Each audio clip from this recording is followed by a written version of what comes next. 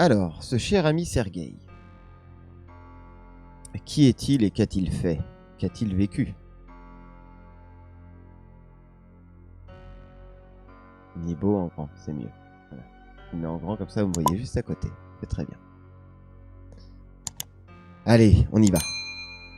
En 2006, un jeune homme nommé Sergueï Ponomarenko, je vais y arriver, hein, a été vu en train de parcourir les rues de Kiev, la capitale de l'Ukraine. Il n'avait que 25 ans et paraissait très différent des autres personnes de la ville. Comment? Non. Donc je reprends. Atchoum, voilà, exactement, voilà. Donc Sergueï Ponomarenko donc avait 25 ans et paraissait très différent des autres personnes de la ville. Ses vêtements étaient complètement décalés avec l'époque actuelle. Comment? Ce qu'il... Quoi? Oh là là, qu'est-ce qu'il m'a foutu? Aïe aïe, voilà, aïe, j'ai une faute de frappe. Ce qu'il voilà, ce qui paraissait... voilà, ce qui paraît...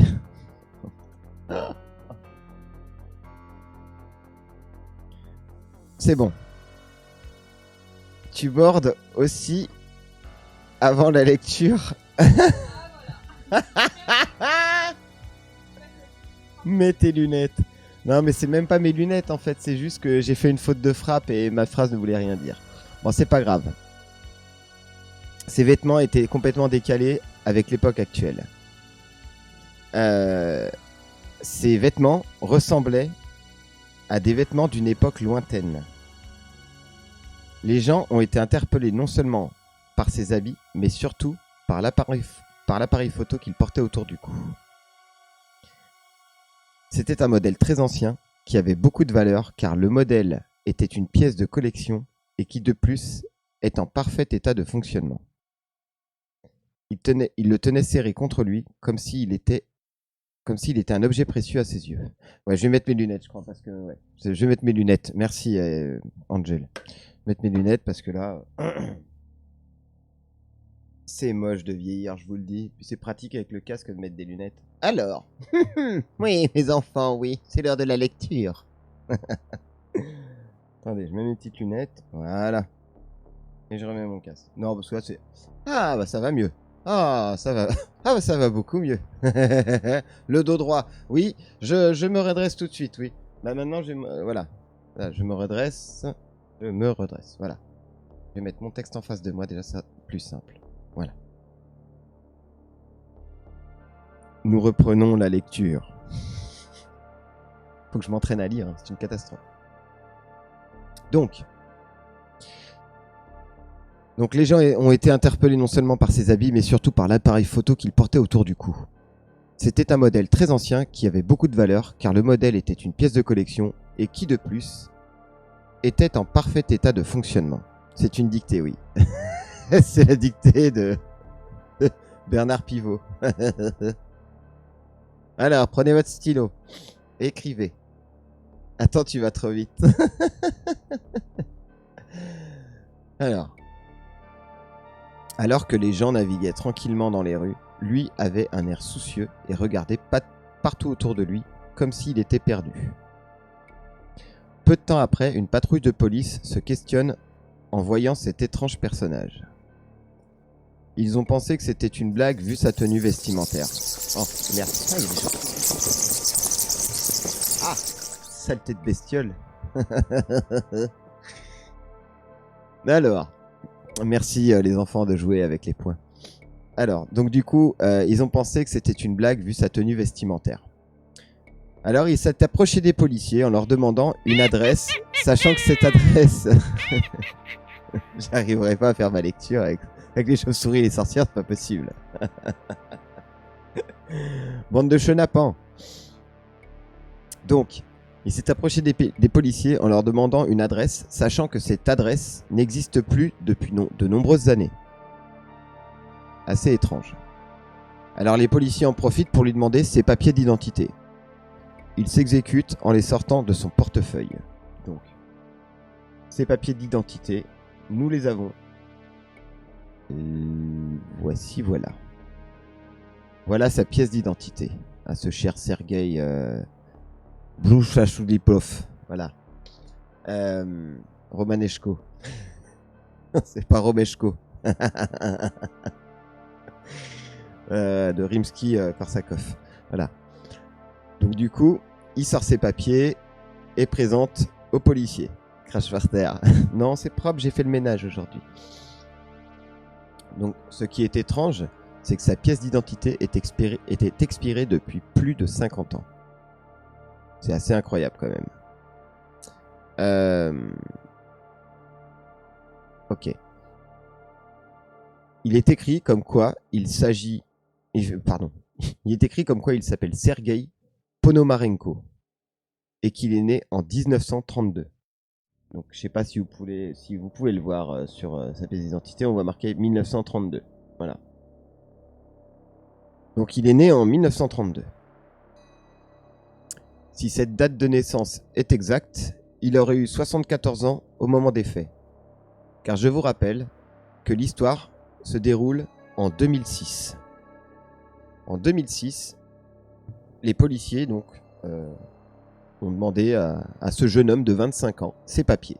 Et lui a donné donc sa pièce d'identité. Donc c'est bien sa photo. Donc on voit que sur la photo, il fait jeune. Hein, on voit bien sur la photo d'identité, il fait bien 25 ans, il n'y a pas de problème. Oh, tu m'as fait peur, mais c'est pas possible, mais elle est... Ah, spectre. Mais non, mais tu sors d'où là? Je t'ai même pas vu passer ici. Genre, on peut pas travailler tranquillement ici. Bon. Donc, comme je disais, donc si cette date de naissance est exacte, il aurait eu 74 ans au moment des faits. Donc en 2006, quand il a présenté ses papiers aux policiers. Mais bizarrement, cet homme avait plus le physique d'un jeune homme plutôt que d'un papy. Alors la police a décidé de l'emmener dans un hôpital psychiatrique car il pensait que cet homme était dérangé psychologiquement. Et coucou Sozen, coucou, bienvenue, bienvenue, rejoins-nous, installe-toi, il y a de la place, hein, il y a de la place, il fait chaud chez nous, voilà.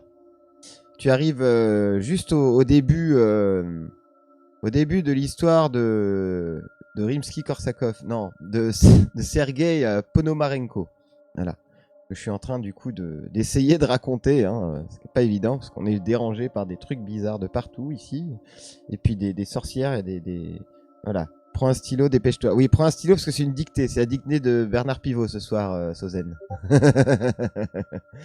Donc peut-être que Sozen, peut-être que tu connais cette histoire, peut-être que tu la connais déjà, c'est possible.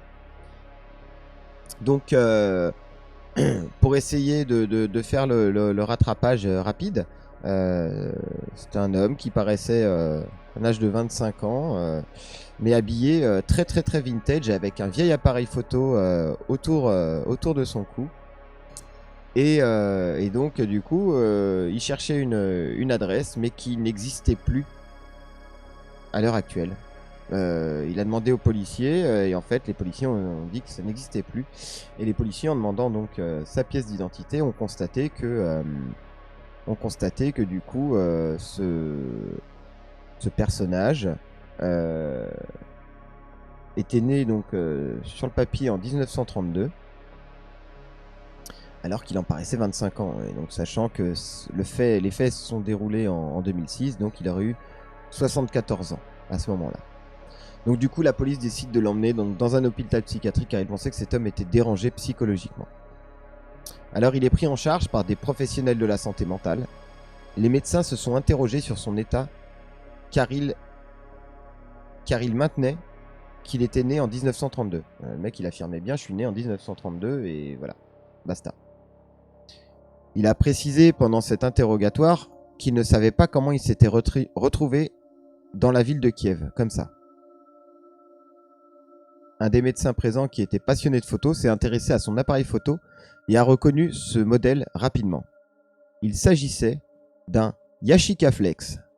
Parce qu'avec Yashica Flex, eh ben, vous pouvez aller aux toilettes beaucoup plus facilement. Pardon, c'était la minute blague. Voilà. Yashica Flex, pour aller à la selle comme il faut. Donc le Yashica Flex. Quel nom aussi sérieux, quoi. C'est pas possible, quoi. Bon, je fais de la pub, mais je pense qu'à mon avis, aujourd'hui, ça se vend plus trop, ce genre d'appareil photo. Avec réflexe, ouais. Yashica Flex, l'appareil photo avec réflexe. Bon, bref, un peu de sérieux, hein. On a une soirée paranormale, alors, les esprits, les fantômes, on peut pas rire quand même, si, voyons. Enfin, rions un peu quand même, hein, on est vivant. Donc, l'appareil photo, il... Je vais boire un coup, désolé. Ce nom, ça... c'est comme Dragé Fuka, quoi. Je veux dire, c'est un nom, ça parle de... Ça veut tout dire, hein.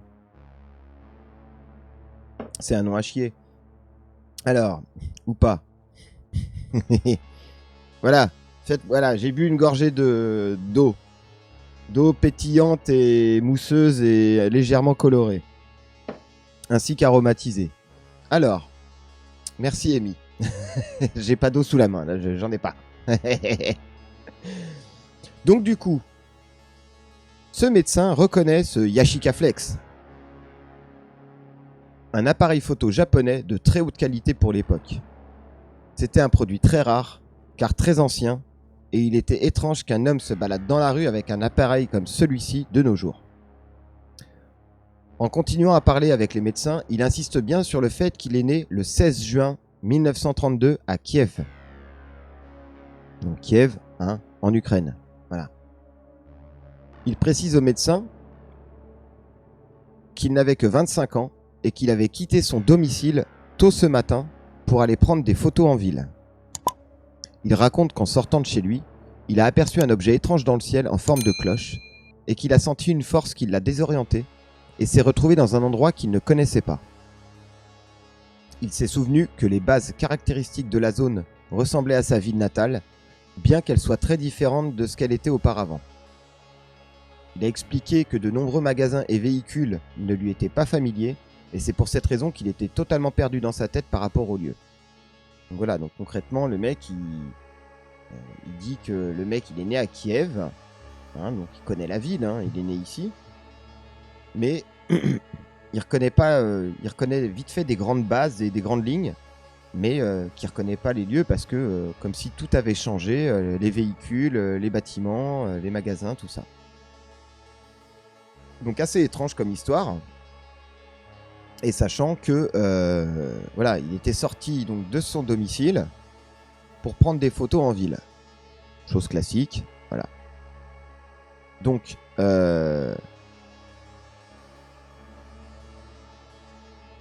les médecins ne sont pas impressionnés par ces affirmations et pensent qu'il souffre simplement de délire.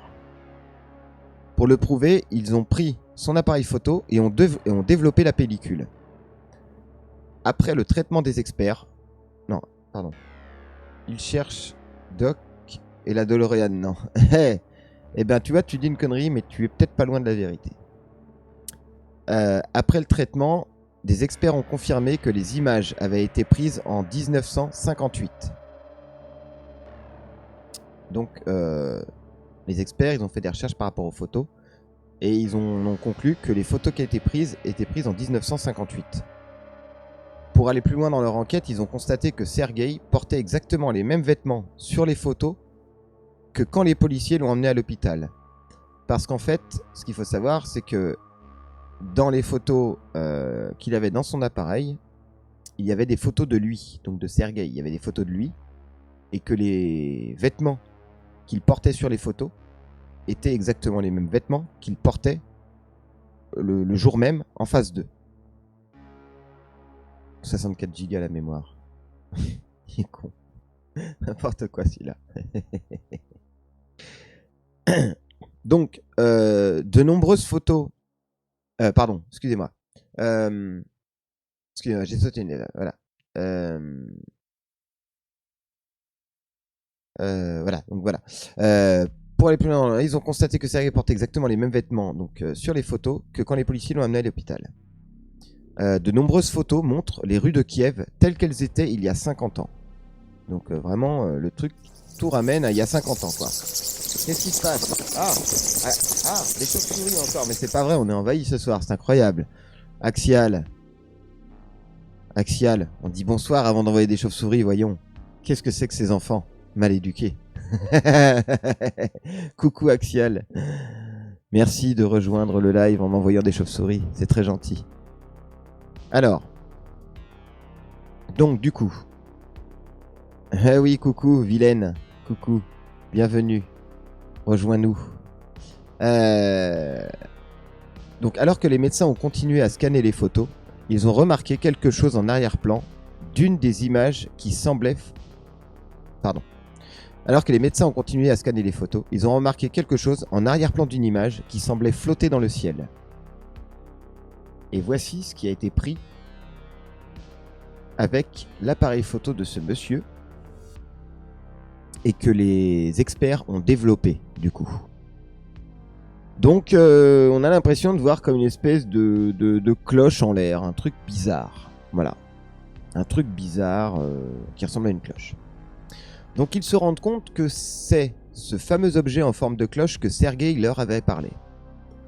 Ce soir-là, Sergueï a été emmené dans une salle de détention dans l'attente de son traitement réalisé par les spécialistes qui le croyaient fou. Donc il allait recevoir un traitement apparemment et donc ils l'ont mis dans une salle vraiment... la pièce était scellée et les fenêtres équipées de barreaux pour éviter que les patients puissent s'échapper. C'est un truc comme les asiles de fous, hein, vraiment... voilà. Il était totalement impossible de pouvoir en sortir, mais étrangement, le lendemain matin, Sergueï avait disparu. Il n'a laissé aucune preuve derrière lui, à part les photos que les médecins ont gardées avec eux. Donc il a laissé aucune preuve, il n'y a rien d'autre. La picouse directe. Ah bah écoute, peut-être qu'ils l'ont éliminé, peut-être. C'est possible que il est peut-être picousé parce qu'il a vu quelque chose et que du coup il parle trop. On ne sait pas. Mais on va peut-être le savoir après. Donc il n'a laissé aucune preuve derrière lui à part ses photos. Voilà. Mais bizarrement, 2 ans plus tard, en 1960, un homme sous le nom de Sergueï Ponomarenko a été porté disparu par sa famille et ses amis. Donc là, on revient dans le passé. 2 ans plus tard que l'année 58, donc 1960, un homme sous le nom de Sergueï Ponomarenko a été porté disparu par sa famille et ses amis. Et il n'a jamais été retrouvé. C'est quand même assez intriguant comme histoire. Voici notre cher Sergueï Ponomarenko. Voilà, c'est une photo de lui. Donc qui a été prise avec son appareil photo. Toutes les photos que je vous montre là, la photo donc de sa pièce d'identité, c'est une photo authentique. Hein. C'est sa vraie pièce. Et la photo donc où on voit l'espèce d'objet qui est volant comme ça dans le ciel, c'est une photo donc qui a été vraiment prise de son appareil photo. Et donc là, une photo de lui qui était dans ses photos également. Maintenant, les documents et les images ont été analysés par le psychologue Parlo Kutrikov et étudiés par l'expert Vadim Posner. Donc, toute l'affaire a été donc réétudiée. Donc, le mec disparaît en 60, réapparaît en 2006 et disparaît. Alors, en gros, c'est ça. C'est-à-dire qu'en fait, le mec...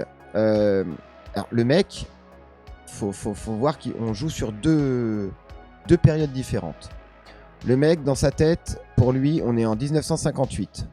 On est en 1958, il sort de chez lui le matin pour prendre des photos en ville. Il va prendre des photos, il voit cette espèce de cloche bizarre.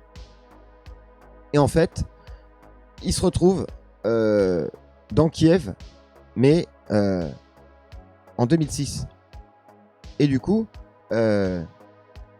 donc ils le mettent en isolement, enfermé donc dans une cellule et tout machin, protégé, fermé, voilà. Et donc, après, donc le lendemain, il avait disparu. Sachant que du coup, quand ils ont fait leurs enquêtes du fait qu'il est disparu, ils se sont rendus compte que cet homme-là, il y avait eu une déclaration comme quoi il avait disparu en 1960.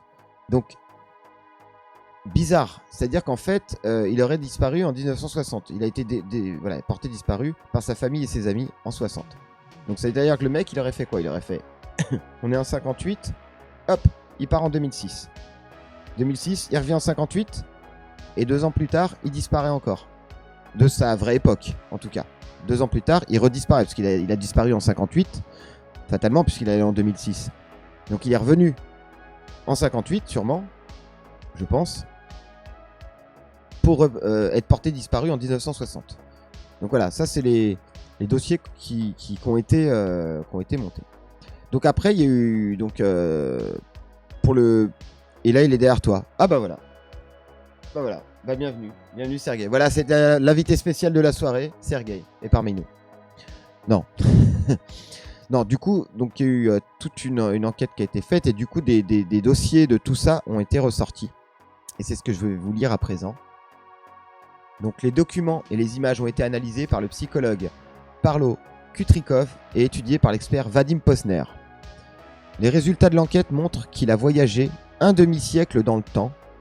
Ce voyage temporel pourrait être la cause d'un ovni. Donc, alors moi je vous le dis, je crois pas trop aux ovnis. Hein. J'y crois pas trop. Enfin, les soucoupes volantes comme on les imagine et tout, j'y crois pas trop. Je crois qu'en effet, il y a peut-être d'autres signes de vie, d'autres existences ailleurs que sur Terre. Ça, c'est fort probable. Hein. Et pas de forme humaine spécialement, peut-être par d'autres formes et tout ça. Et en tout cas, alors, c'est assez étrange hein, comme histoire, parce que du coup, dans tout ce qui va se dire après, il y a quand même des trucs qui font vachement flipper. Donc du coup, oui, bof, Angel, oui, bof, oui, je sais bien, ouais, c'est assez bizarre, tu vas voir.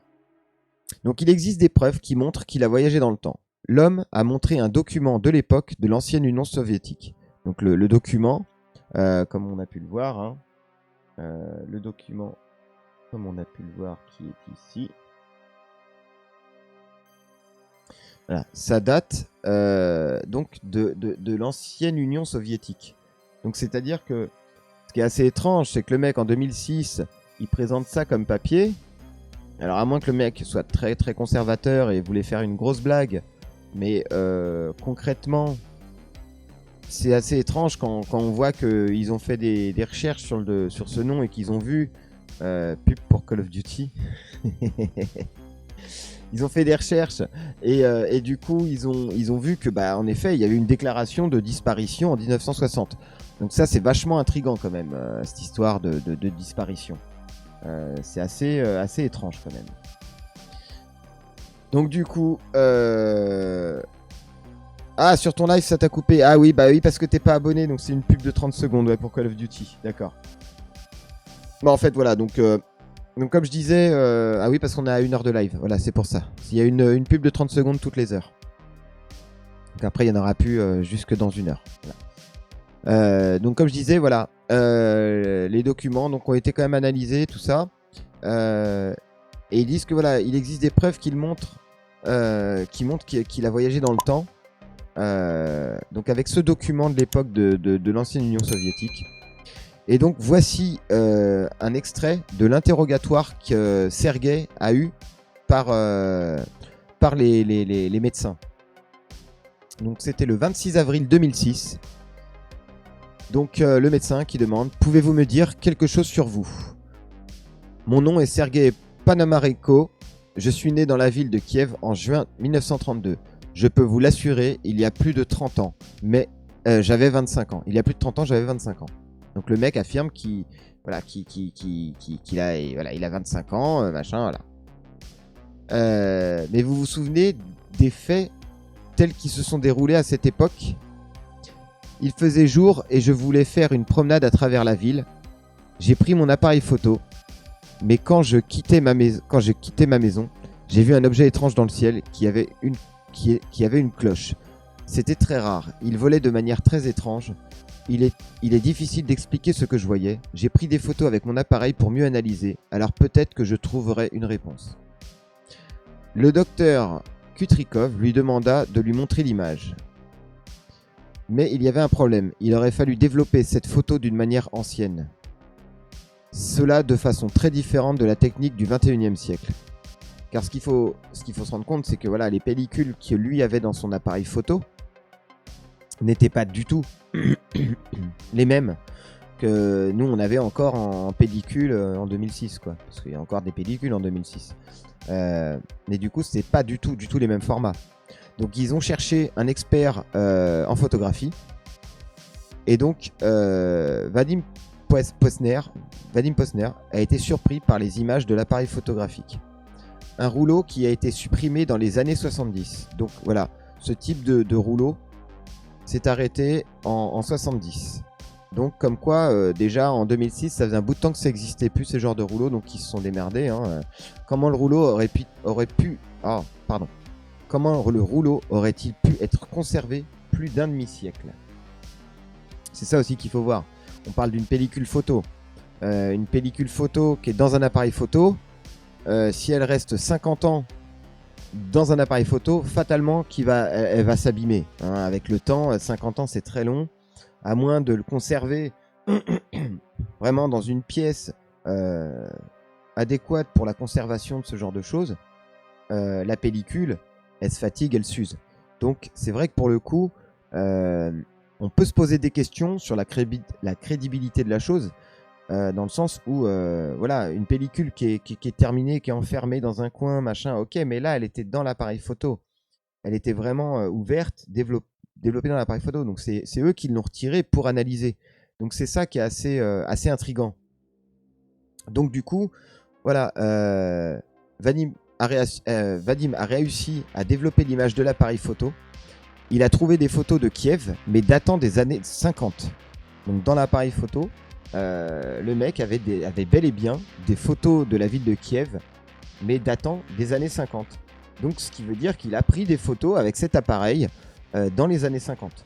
Donc c'est quand même assez étrange, quoi, que le mec il dit que voilà, qu'il était à cette époque-là, que voilà, que machin, et que du coup, bah voilà, les experts arrivent à prouver qu'en effet les photos datent de ces années-là dans cette ville.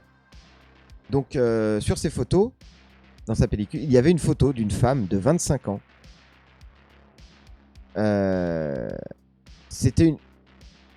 Il y avait une photo d'une femme de 25 ans. Voilà. Et du coup, cette photo... Pardon. Ah non, je ne l'ai pas ici, attendez. Donc, elle a... Je reprends, désolé, j'ai sauté une ligne. Donc, il y avait une photo d'une femme de 25 ans. Dans l'image suivante, c'était une photo de Sergei Panamarenko. Il portait les mêmes vêtements. Et la dernière photo montre un ovni en forme de cloche. Donc, comme je disais précédemment, voilà, il portait exactement les mêmes vêtements que sur les photos que les mecs ont analysées. Donc, c'est quand même assez bluffant que le mec, 50 ans plus tard, il ait les mêmes fringues sur lui et que le mec, physiquement, n'a pas bougé. Il a 25 ans. Et là, en 2006, il a toujours 25 ans physiquement. Parce que les mecs, du coup, ils ont vu son visage en vrai. Ils ont vu que voilà, il est jeune. Et quand ils ont vu sa photo de sa pièce d'identité, ils ont vu que c'était bien lui en photo, donc ok. Mais sur l'appareil photo, quand ils ont développé les photos, ils ont vu qu'il y avait des photos de lui. Donc comme la photo qu'on voit ici, où on voit que le mec avait 25 ans et pas 74 ans. Car en 2006, si ce personnage avait vécu normalement et pas traversé le temps, eh ben, il aurait eu 74 ans. Donc on voit bien qu'il n'a pas 74 ans sur ses photos. Donc c'est ça qui est assez étrange.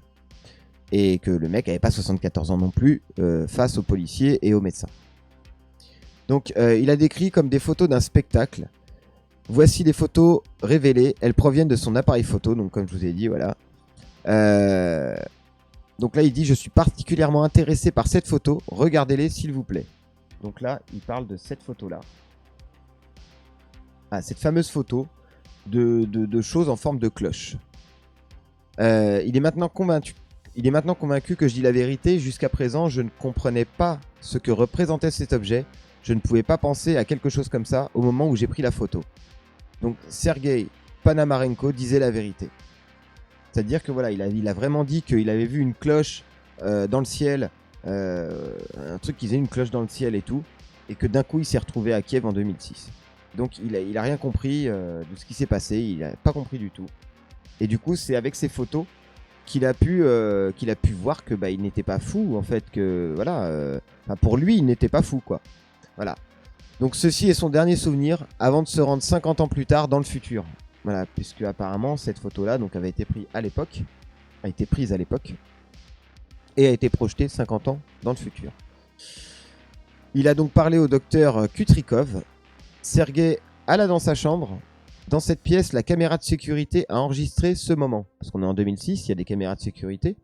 Et donc, on voit que Sergei va bien dans sa chambre.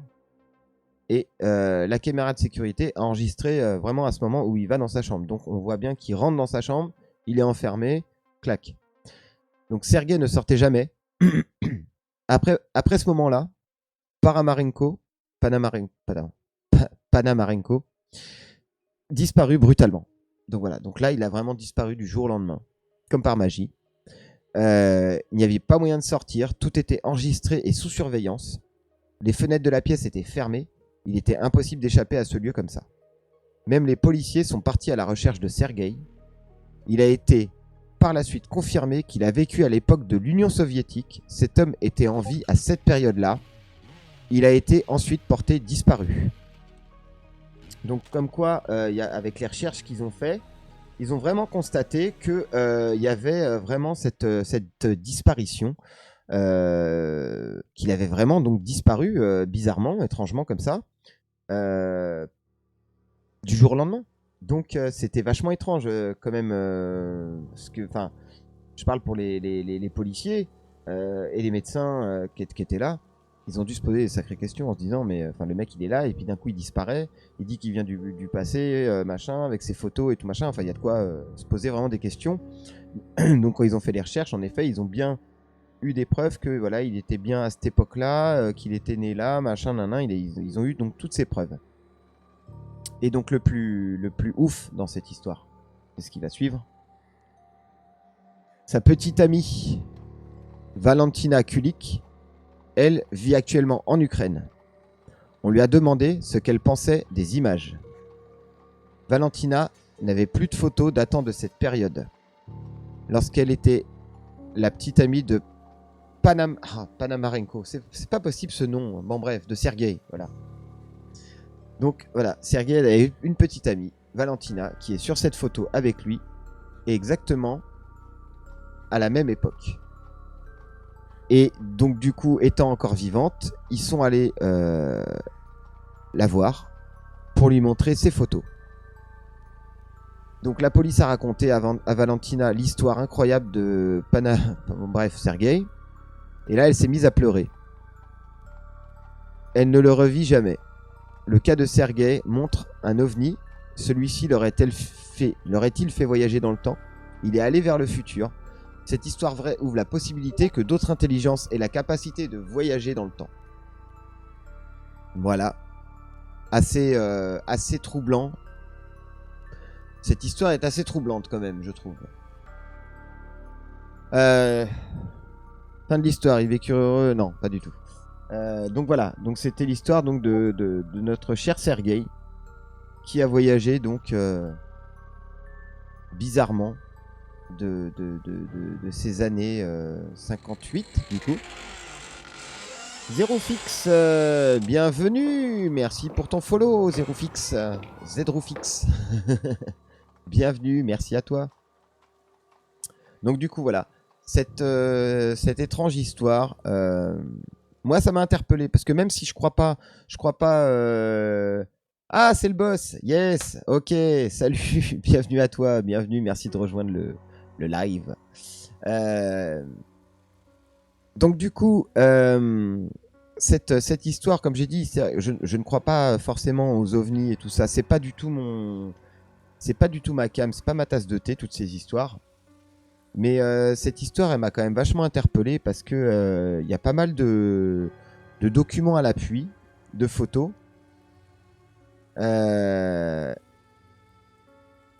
Essaye de ne pas rire, média. Quoi? Essaye de ne pas rire, média. J'ai pas compris. J'ai pas compris. J'ai pas compris. Ah, d'accord, ok, c'est bon, j'ai capté. J'ai capté. Je les regarderai. Je les regarderai après le live. Donc, ok. Trip d'horreur. Donc du coup, dites-moi, vous, qu'est-ce que vous pensez de cette histoire concrètement? Alors, comme je dis, hein, moi c'est vrai que je suis pas, je ne crois pas trop en ces histoires d'ovnis, de machin, de voyage dans le temps. Je suis pas très, de base, je suis pas très croyant là-dedans. Mais cette histoire, elle m'a vraiment vachement interpellé quand même. Il y a quelque chose quand même. Ce sont des gens plus avancés que nous. Bah, oui, certainement. Je pense.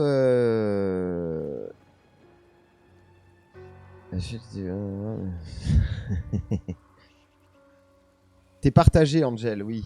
Oui, t'es partagé.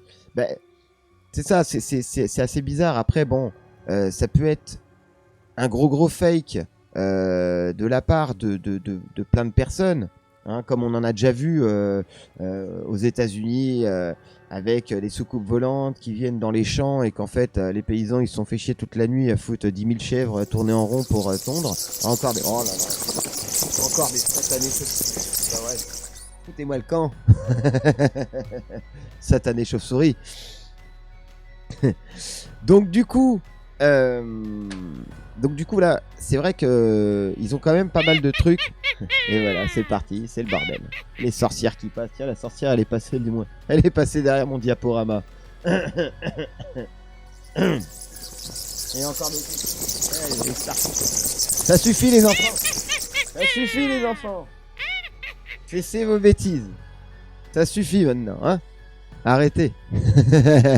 Vous avez trop de points. Je crois que je vais remonter mon coup de cœur. Je crois que je vais refaire monter. Ah, le petit squelette qui passe. Je crois que je vais remonter les valeurs des points de chaîne. Vous en avez trop. Je vais augmenter les prix. Vous êtes défoulés. Vous avez attendu toute l'histoire pour bien vous lâcher derrière. C'est bien. Vous avez été patient. Donc du coup. Non, je laisse au même tarif, bien sûr. Tarif de point de chaîne, je ne les bouge pas. Il y a que la grosse récompense qui est plus élevée, mais bon, ça c'est normal. Et encore, j'ai viré la plus grosse, parce que... Voilà. Ah, je préfère les châteaux. Oui, bah oui, les châteaux c'est plus intéressant. Oui, moi aussi j'aime bien hein, les histoires des châteaux hantés, tout ça, c'est passionnant. Hein. Mais c'est vrai que pour le coup, comme je dis, je suis tombé dessus vraiment par hasard aujourd'hui. Et elle m'a vraiment intrigué cette histoire quand même parce que bon, faut savoir qu'on sait que, on pense savoir que les entités et tout ça sont un peu entre guillemets bloquées dans des espaces-temps et tout ça. Donc il y a une question de temps aussi qui est là, qui est à prendre en compte, hein, puisque bah, des entités décèdent à une époque, peu importe l'époque, et peuvent rejaillir à n'importe quelle époque par la suite. Donc là, il y a un truc déjà qui n'est pas spécialement rationnel de base. Donc après, je me dis que peut-être qu'il y a des choses qu'on ne connaît pas encore. Hein, sur le paranormal, il y a plein de choses qu'on ne connaît pas déjà, qu'on ne sait pas encore exactement les choses. Mais du coup, sur tout ce qui se passe en haut dans le ciel, dans les étoiles et tout ça, je pense qu'il doit se passer des choses où on est tellement à milieu de tout ça que y a peut-être des connaissances qu'on n'a pas, des trucs qui nous manquent. Après, c'est pas la première fois que j'entends des histoires avec des enlèvements entre guillemets. Alors il y en a qui ont été enlevés par des extraterrestres, des machins, ils ont été revenus sur Terre. J'ai du mal à croire en ces histoires-là, mais mine de rien. Peut-être que ces gens l'ont peut-être vraiment vécu. On ne sait pas. C'est comme moi, par exemple, les vécus paranormaux. Quelqu'un qui ne me connaît pas pourrait dire oui, tout ce que je raconte, c'est du pipeau. Les fantômes et tout ça, ça n'existe pas. Et il aurait bien raison de le croire parce que c'est sa façon de penser. Donc pourquoi pas. Maintenant, moi, vivant des choses comme ça, je me dis que bah oui, il y a des choses qui sont quand même là et qui existent. Je le constate régulièrement ici. Donc, Donc après, voilà, il y a des gens qui ont envie d'y croire et il y a des gens qui ont envie d'y croire et qui n'y croient pas spécialement. Enfin, qui n'ont pas les capacités de voir ces choses-là. Mais comme par exemple, voilà, je dirais, bah, ouais, ok, moi aussi j'aimerais bien vivre quelque chose de paranormal, pardon, d'extraterrestre, enfin un truc comme ça, enfin paranormal, ouais, un peu surnaturel et tout comme ça. Et en fait, si ça m'arrivait, bah là je me dis, bah, t'as pas le choix d'y croire. Donc c'est vrai que je reste quand même avec beaucoup de questions au fond de moi, même si je ne crois pas trop en ces choses-là. Il y a quand même pas mal de questions, surtout, enfin, cette histoire, elle m'a vachement intrigué quand même, parce qu'ils ont quand même, enfin, comme je dis, c'est carrément un gros fake total de A à Z, avec plusieurs personnes dans l'histoire. Est-ce que c'est une question, encore une fois, de course entre les pays soviétiques et les États-Unis sur qui aura le plus d'extraterrestres chez lui ou de preuves et machin et tout ça, nana, ou qui ira planter un drapeau sur la Lune? Bon, bref. Ça peut être un truc dans le genre, voilà, un gros fake, ou alors ça peut être quelque chose vraiment d'authentique où on ne comprend rien de ce qui s'est passé parce qu'on n'en a pas du tout la connaissance aujourd'hui. Peut-être que c'est encore trop jeune. Peut-être que dans 10 000 ans, toutes ces choses-là seront acquises. Comme sur le paranormal, avec les esprits et tout ça. Il y a plein de choses, voilà. Vesti, c'est un esprit errant qui cherche son chemin. Alors, après, ce qui est quand même assez bluffant, c'est que les mecs l'avaient quand même en face de lui, physiquement. Ils lui ont fait des examens et tout ça. Donc, physiquement, au toucher, il était là. Donc, un esprit, ils n'auraient pas pu le toucher physiquement, analyser des choses sur lui physiquement. Il n'aurait pas pu répondre comme ça. Ça me paraît peu probable. Fleurette, ce qui m'étonne, on parle toujours de martiens. Il y en a qui, soi-disant, en ont vu, mais ils ne disent jamais comment ils sont habillés. Bah oui, c'est vrai. Bah après, peut-être qu'ils ne sont pas habillés. Peut-être qu'ils sont... Attendez, je remets ça en place. Peut-être qu'ils ne sont pas habillés, ils sont peut-être tout simplement dans le... tout nus. On veut des esprits. On veut des esprits. Bah, si tu veux des esprits, écoute, hein, fais ce qu'il faut, hein. T'as l'habitude, non, hein? Ah non, c'est trop calme chez toi. Non, mais du coup, voilà, comme je dis, c'est vrai que cette histoire, du coup, elle m'a quand même vachement intrigué. Parce qu'il y a quand même des preuves photos que le mec, voilà. Ah, d'accord, c'est ta mère qui dit on veut des esprits, d'accord. Ok, ouais. Elle en a pas eu assez, elle, déjà. Donc du coup, comme je dis, voilà, avec les photos à l'appui quand même, que le mec, voilà, on voit qu'il a tel âge, sur des photos qui datent de il y a je ne sais pas combien de temps, parce que bon, c'est pareil, l'appareil photo, les pellicules et tout, machin. Oui, comment ils sont tout nus.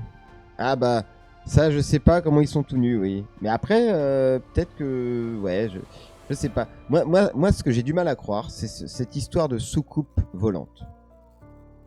Est-ce que c'est quelque chose qui est vraiment inventé de toutes pièces en se disant, voilà, c'est une soucoupe volante, donc c'est comme ça, ça fait un cercle, il y a un dôme au-dessus, et puis ça fait vous dans l'air.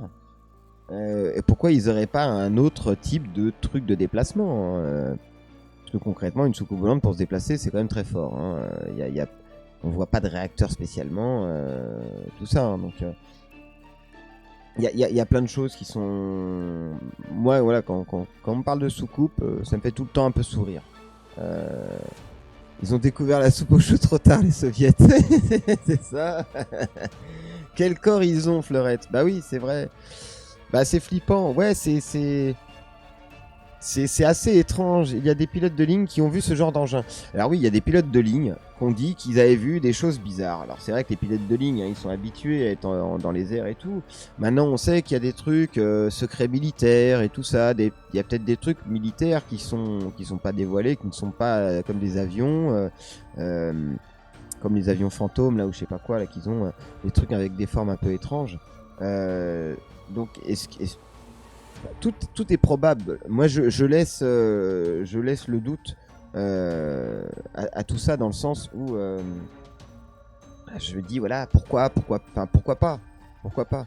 Il y a bien plein de choses qu'on n'a pas encore conscience, connaissance, donc pourquoi pas quoi. Non, cela n'a pas toujours l'air d'une soucoupe. Non, après je dis voilà le cliché de la soucoupe. moi, comme je dis, ça me fait tout le temps un peu sourire. Mais après, oui, il y en a qui ont dit qu'il y avait des formes un peu bizarres et tout machin. Bon, là, en l'occurrence, là, lui, il a vu une cloche. Ça ressemble un peu à une soucoupe dans un sens, oui. Donc, mais ouais, après, je me suis jamais trop penché sur les histoires des ovnis et tout ça parce que c'est pas trop ma partie. C'est pas les choses qui m'attirent et qui m'intriguent. Enfin, ça m'intrigue, oui, mais je pense que c'est un autre cap. Enfin, c'est encore voilà un autre registre. Et c'est vrai que moi, c'est pas le registre qui m'attire le plus, quoi.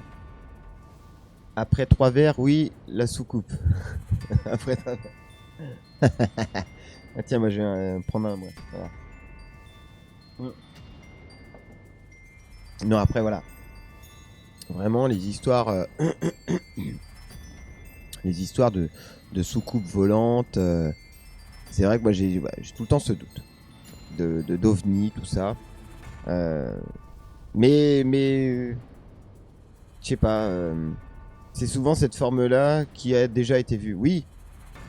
Après, comme on dit, hein, les légendes, toutes les légendes, ça part très souvent d'une vérité, d'une part de vérité. C'est dommage, c'est passionnant. Oui, oui, c'est passionnant. Pour les ovnis, il faut commencer par les pyramides en Égypte. Alors voilà, ça c'est, j'allais venir un peu dans ce type de sujet, justement. Voilà, les pyramides en Égypte, c'est quand même, il y a quand même des choses sur la manière où ça a été construite, ou comme les statues de l'île de Pâques aussi. C'est pas, il y a des choses qui ont été construites, fabriquées. On ne sait pas comment pour l'époque, comment ils ont fait, et même chez les Mayas. Il y a, je ne sais plus, c'est en Amérique du Sud où justement il y a une espèce de grand terrain avec des sortes de pierres, et qui forment comme une piste d'atterrissage et tout ça avec des espèces de formes. Il faudrait que je revoie un peu ces trucs-là. Et oui, l'orientation, oui, des pyramides, oui, c'est bien précis, ouais. Mais les Égyptiens à l'époque étaient très en avance sur ces choses-là. Hein. Et oui, voilà, oui, des pistes d'atterrissage, voilà, c'est en Amérique du Sud, je crois, un truc comme ça. Faudrait que j'essaye de revoir ça. J'essaierai de faire pourquoi pas une petite soirée sur ces trucs-là, avec l'alignement des planètes. Oui, alors l'alignement des planètes, oui, tout dépend le moment où elles sont alignées, en tout cas. Mais c'est vrai que oui, c'est un sujet qui est très intéressant. Ce sujet-là, et je pense que oui, ça pourrait être intéressant de pouvoir en parler et d'imager un peu tout ça, je pense. Ouais. Je ferai sûrement un petit truc là-dessus. Ça me donne des bonnes idées. Et imagine la Terre fait boom. Ah bah le jour où elle fera boom, bah on sera plus au courant. Et oui, les pistes d'atterrissage vues du ciel. Oui, c'est ça, Miss Mousse. Voilà. Les pistes d'atterrissage, t'es vu que du ciel, voilà. Donc c'est ça qui est hallucinant parce que c'est-à-dire qu'ils avaient déjà cette vision peut-être de la vue de dessus, hein, voilà. Alors pour peut-être des dieux, pour peut-être autre chose, on ne sait pas. Et là, ça ouvrirait une porte, enfin un point de chute. Bah ouais, non mais il y a plein de trucs qui sont vachement chelous quand même. C'est vrai que moi je suis passionné de base par l'Égypte. Par toute l'Égypte ancienne, hein, parce que justement il y a des choses qui sont incroyables de tout, que ce soit les constructions, comment ils ont fait pour construire des choses aussi énormes et avec autant de précision, parce que j'ai vu un truc il y a pas longtemps justement qui parlait de différences de pentes, machin, que tout était réglé au demi-degré près et tout. Enfin, c'est incroyable, c'est incroyable. Oui, il y a des sacrés reportages là-dessus, oui, ça c'est clair. Ouais. C'est vrai que ça, on en trouve des reportages là-dessus. Et même en Égypte, ouais, c'est tabou. Bah oui, bah alors tu vois, comme quoi, il y a plein de sujets qui sont tabous selon les pays. Le paranormal, à l'époque, en France, on n'en parlait pas. On n'en parlait pas couramment comme ça, parce que sinon, tu passais complètement pour un dingo. Tu peux passer pour un dingo encore aujourd'hui, hein, de toute façon. Il y a tout le temps des gens qui vont être là, te dire ouais, c'est bien, t'es un mytho, t'es un dingo et tout machin. Oui, mais disons que ça s'est un petit peu plus démocratisé aujourd'hui. On commence à un peu plus en parler. En plus que bon, ces derniers temps, il y a eu un petit peu, ces dernières années, il y a comme un espèce de phénomène de mode sur le paranormal, les fantômes, les machins, les entités, les chasseurs d'esprits et tout ça. Donc, moi, comme je dis, bon, moi le premier, moi je dévoile au grand public ce que l'on vit. J'aurais pas inventé des choses auparavant. Ce que j'ai vécu, je les ai vécus. Maintenant, j'aurais pas spécialement fait une chaîne paranormale pour parler de choses que je n'aurais pas spécialement vécues. Ou raconter des histoires, dire des choses. Maintenant, c'est vrai qu'avec ce qu'on vit, ça m'a donné envie d'informer les gens sur les choses qui existent autour de nous, de nos jours. Et je pense que c'est important de justement d'en parler de ces choses-là, d'en parler avec légèreté, avec naturellement, quoi, de se dire que voilà, que ça fait partie, toutes ces choses-là font partie de notre quotidien, de notre vie sur Terre, mais que on n'est pas encore prêt parce qu'on a été formaté depuis tout jeune à avoir telle manière de penser en allant à l'école et en apprenant ces choses-là et ces choses-là et ces choses-là. Mais on n'a pas été informé on n'a pas été informé peut-être comme il faut sur plusieurs choses qu'on aurait dû. Euh, je, je pense que peut-être que dans le futur, on sera peut-être un peu plus informé sur ces genres de sujets. Parce que peut-être que ça sera rentré dans les mœurs, dans les habitudes. Fallait pas parler du copain imaginaire. Bah ouais, non mais c'est ça, c'est vrai qui voulait buter tout le monde. Qu'est-ce qu'il y a? Fallait pas parler du copain imaginaire qui voulait buter tout le monde.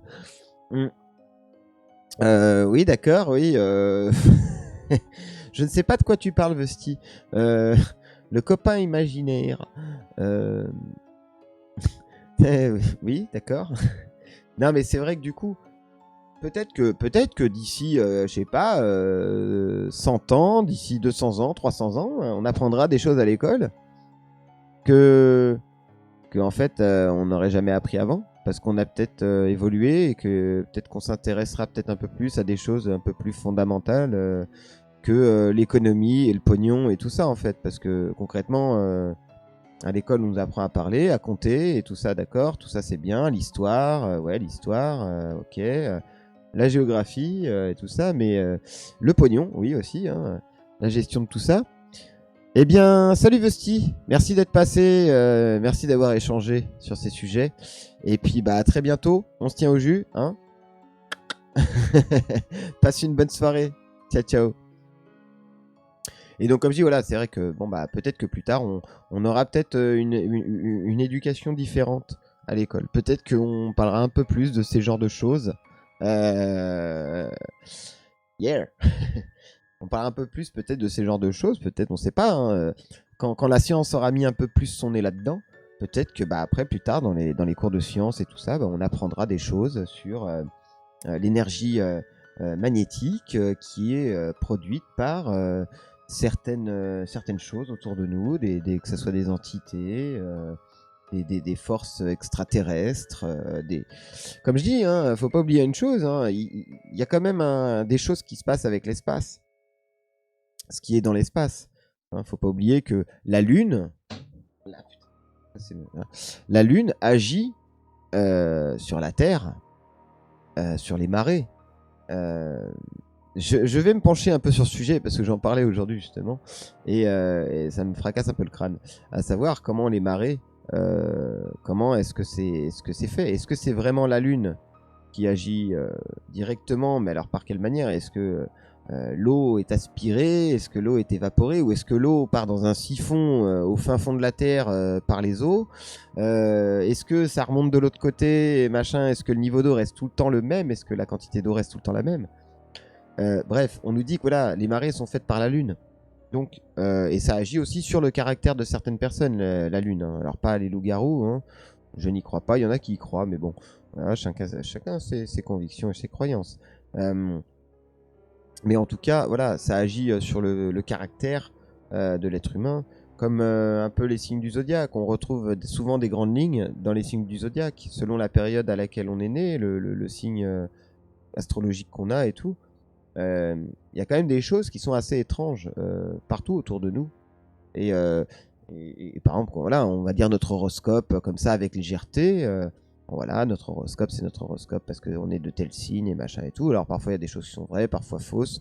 Après, voilà, les horoscopes ne sont pas tous les mêmes, hein, donc c'est pareil, ça, c'est des trucs où c'est pas une science exacte. Quand vous regardez l'horoscope de tel magazine, de tel machin, c'est pas les mêmes, ça dit pas la même chose. Après, c'est un peu les gens qui mettent ça un peu à leur sauce de ce que eux ils vont ressentir ou quoi, ok, ça. Ça agit aussi sur les naissances. Oui, exactement, Sozen. Voilà, sur les naissances, c'est vrai que les soirs de pleine lune, c'est très souvent que bah, les maternités sont blindées parce que bah, tout le monde veut pondre. Voilà, c'est la période de ponde, de ponte. C'est vrai. La lune agit sur beaucoup de choses. La lune agit, je crois, aussi sur certaines pierres. Je crois, Sozen, pour recharger certaines pierres, je crois. Vu que tu es justement dans ce domaine-là, Sozen, je crois que la lune et peut-être le soleil aussi, je sais pas, est-ce qu'il y a des choses comme ça? Je crois que la lune, je crois, elle recharge certaines choses, je crois, certaines pierres, d'après ce que j'avais entendu, il me semble. Donc peut-être les soirs de pleine lune, ou je ne sais plus, un truc dans le genre. Mais en tout cas, voilà. Il se passe plein de choses autour de nous, on n'a pas spécialement conscience parce que dans notre vie active, on n'a pas le temps d'y penser. Hein, mais quand on prend le temps de se pencher sur le sujet, d'une, ça fait mal au crâne, ça c'est clair. Mais quand on se penche dessus, voilà, on se dit qu'il y a vraiment des choses qui nous dépassent encore aujourd'hui. Oui, tout à fait. Oui, donc c'est ça. Voilà. Donc la Lune agit sur des pierres. Voilà. D'ailleurs, si vous êtes intéressé par toutes ces pierres un peu, je sais pas comment, j'explique très mal parce que c'est pas mon domaine. Mais des pierres, il y a des pierres enfin, beaucoup de pierres agissent sur vous en fonction de ce que vous portez comme pierre sur vous. Ça peut être des pierres de protection, des pierres qui vous aident à avoir un meilleur transit, par exemple. Si vous avez un Yamaha Shiflex, là, voilà. Il y a les pierres aussi qui font le même rôle que les Yamaha Shiflex. euh, Donc voilà, toutes ces choses-là, ces pierres un peu, alors je dirais pas magiques, parce que pour moi c'est pas de la magie, c'est des choses qui sont plus fondamentales que ça. On profite de la pleine lune pour mettre la plupart des pierres à recharger. Voilà, c'est ça. Voilà. Exactement. Merci Sozen pour cette petite précision.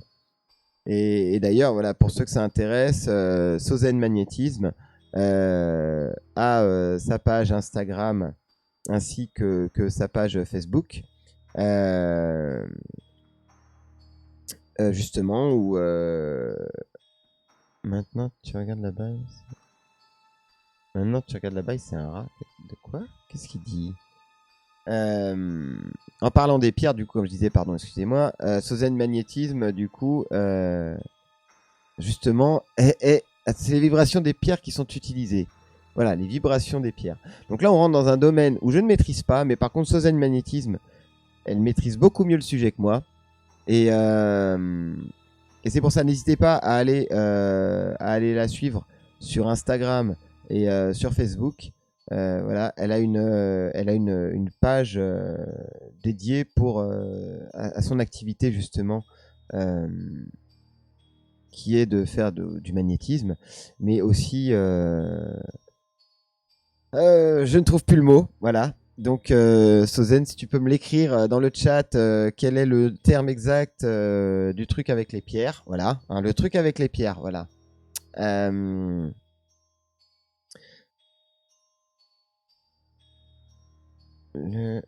tu regardes le bail. Ça fait boum boum et en bas, ça craque et ça ouvre des fosses. Le séisme. Ah oui, d'accord. D'accord, ok, oui, j'ai compris. Mais là, c'est un autre bail. Ça bug de fou chez moi. Ah, ça bug, d'accord. Ok. Alors, attends. Attends, zéro fixe. Là, j'ai pas compris un truc.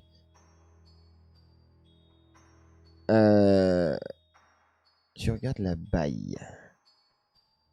La fibre. Je ne comprends pas. Je ne comprends pas tout. C'est... Si tu peux être un peu plus explicite sur ce que tu dis, parce que je ne comprends pas tes phrases zéro fixe. J'ai pas très bien saisi. Donc du coup, comme je disais, donc Sozen magnétisme, voilà, je crois que c'est l'ésotérisme, je crois, avec les pierres.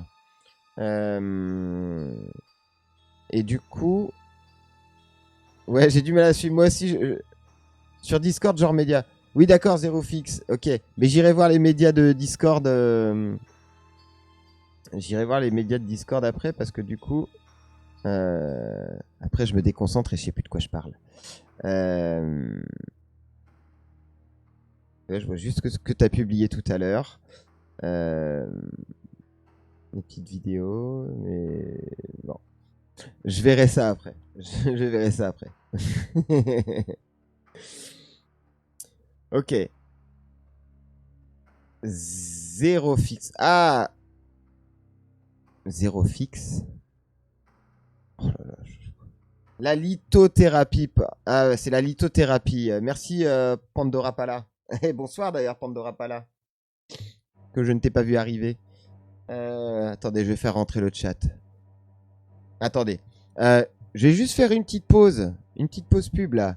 2 petites minutes. Et je reviens tout de suite. Voilà. Parce que bougez pas. J'arrive. Un trait d'horreur. Yes. Salut Pandora Pala. Je reviens tout de suite les amis. Je vous fais juste une petite pause et j'arrive tout de suite. À tout de suite.